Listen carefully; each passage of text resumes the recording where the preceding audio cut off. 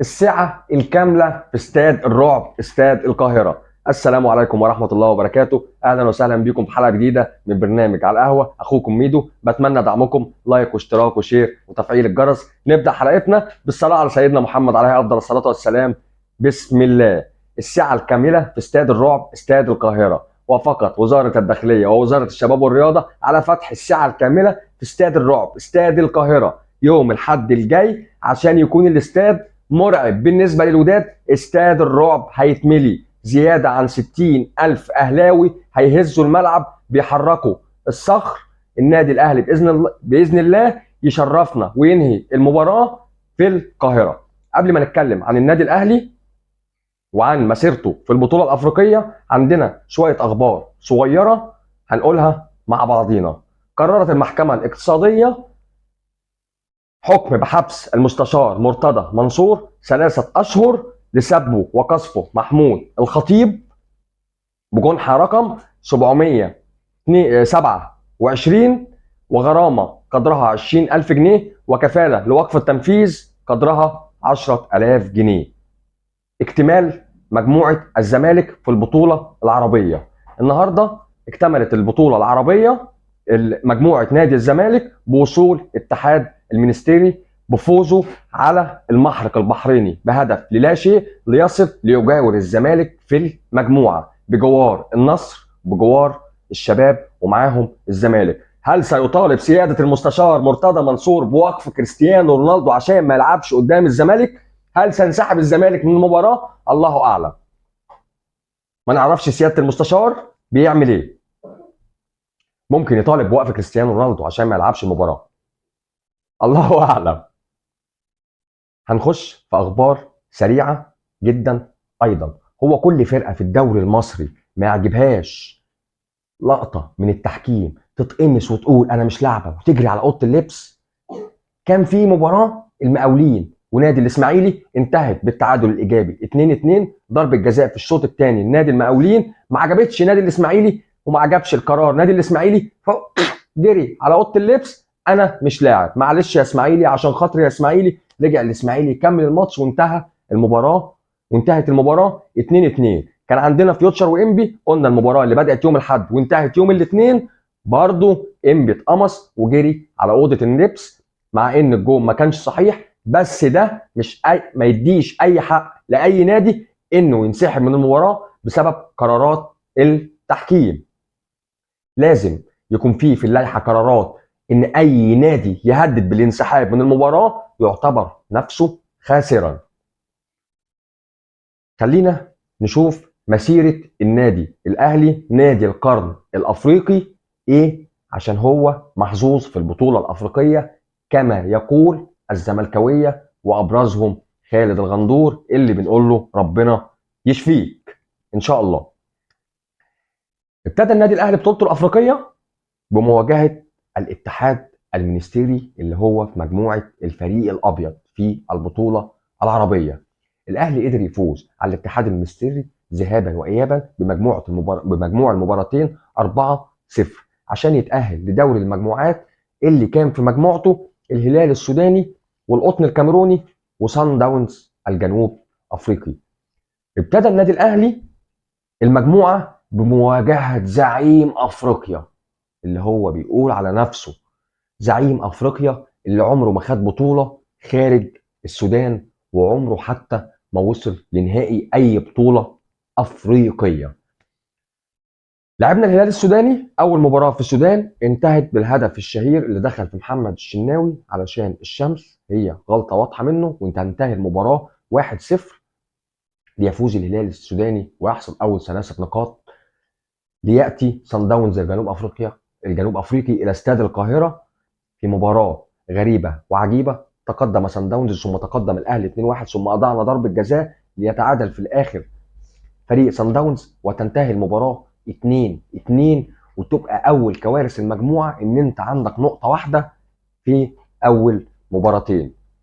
خلصنا صن داونز، جالنا القطن الكاميروني حصلت المجموعه والفريق الكاميروني المتواضع قدرنا نكسبه في استاد القاهره 3-0 وقلنا دي البدايه ان شاء الله والاهلي عاد لينتقم. نطلع على جنوب افريقيا ناخد 5-2 في جنوب افريقيا. اتغلبنا من سان داونز وكانت اكبر كارثه.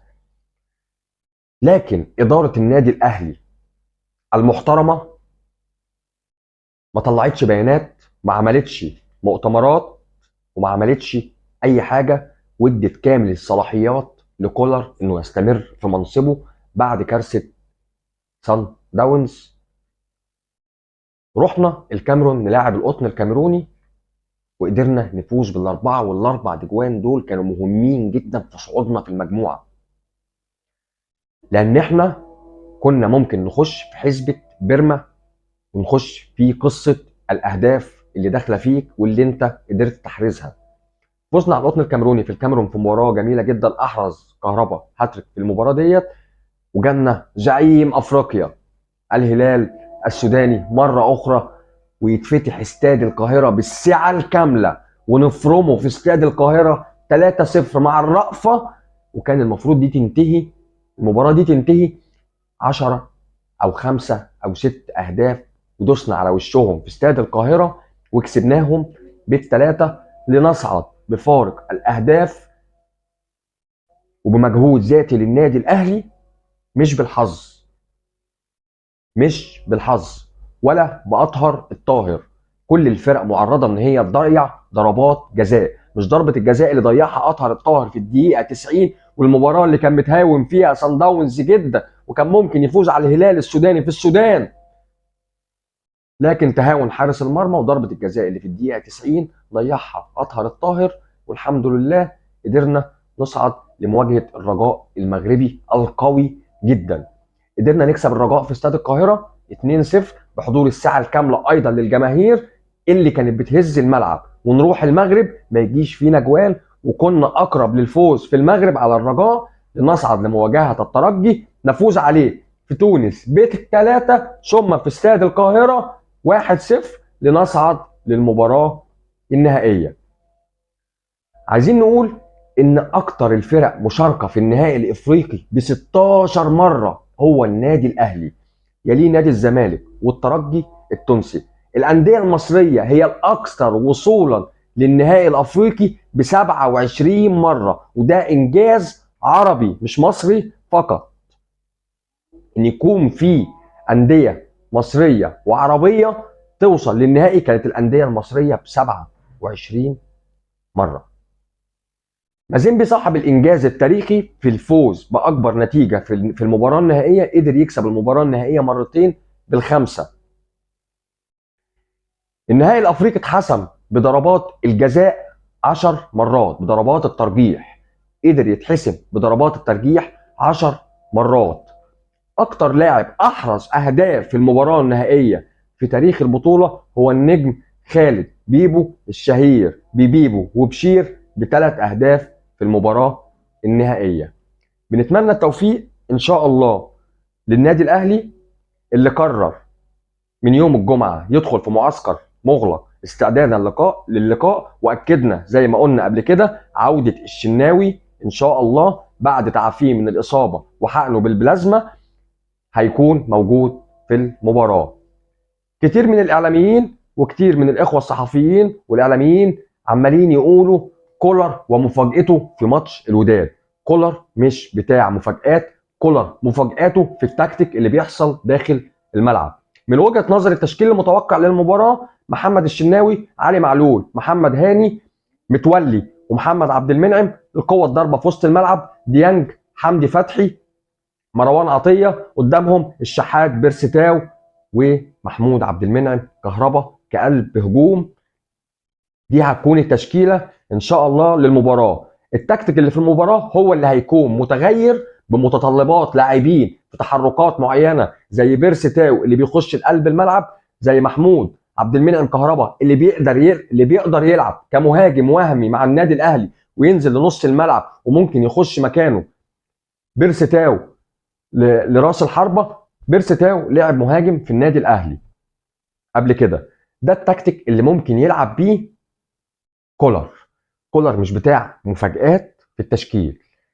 عندنا لو حمدي فتحي مش هيقدر يلعب، عندنا السولية، عندنا ياسر ابراهيم بديل محمود متولي. عندنا خالد عبد الفتاح بيقدر يلعب في الجناح اليمين، بيقدر يلعب في الجناح الشمال. عندنا محمد هاني بيقدر يلعب في مركز السيرد باك واتجرب قبل كده. ان شاء الله المفاجآت هتكون في التكتيك في المباراة دي. في غيابات 4 لاعبين غايبين عن نادي الوداد في المباراة ديت، وهو حسين بن عيادة لاستكمال شفائه، وعماد خنوس، وأسامة قلوح، وسامي عنابي. قال الكوتش بتاعهم لا توجد مميزات في النهائي في مركب محمد الخامس. انا بقول كل نادي عنده مميزات في ملعبه. النادي الاهلي عنده مميزاته في روح لاعبيه اللي بيستمدها من الجمهور، وكذلك نادي الوداد. اللي هيفرق في المباراه ديت هي المهارات الفرديه والفنيه والتكتيك للاعبين والمدير الفني بجوار الجمهور. بتمنى ان شاء الله التوفيق للنادي الاهلي، وان شاء الله زي ما قلنا يقدر يحسم اللقب من استاد الرعب، استاد القاهره الدولي. بتمنى من ربنا ان الحلقه تكون عجبتكم. بتمنى دعمكم ليا، لايك واشتراك وشير وتفعيل الجرس. اخوكم ميدو، سلام عليكم.